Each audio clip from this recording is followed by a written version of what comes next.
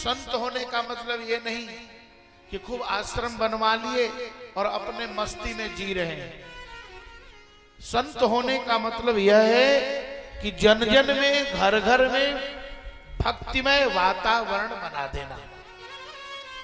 ये संत का कर्तव्य बनता है, ये संत का कार्य बनता है कि जन जन में, समाज में सबके अंदर भक्ति का प्रवेश हो जाए, सबके आचरण, सबका विचार, सबका व्यवहार सात्विक हो जाए। देवर्षि नारद ने भक्ति, ज्ञान, वैराग्य को जगाने के लिए वेद वेदांत का पाठ किया। कहां पर? वृंदावन में। वेद का पाठ किया, वेदांत का पाठ किया, गीता का पाठ किया। ज्ञान वैराग्य जागे और जमाई लेकर सो जाए।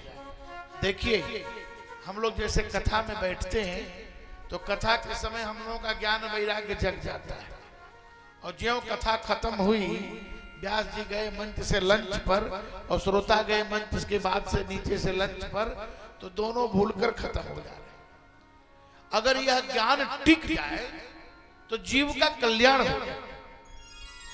नारद जी ज्ञान वैराग्य को जगाने के लिए कान में वेद का पाठ किए, वेदांत का पाठ किए, गीता का पाठ किए। हमारे यहाँ 3 प्रस्थान हैं। एक का नाम है ब्रह्मसूत्र, एक का नाम है उपनिषद और एक का नाम है भगवत गीता।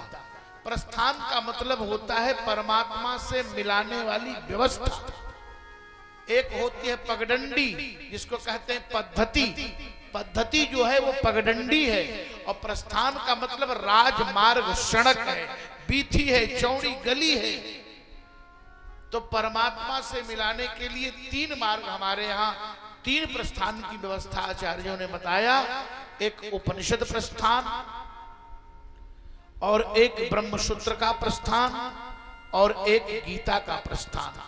और ये जो भागवत महापुराण आप सुन रहे हैं, इसको वल्लभाचार्य जी ने रस प्रस्थान बताया।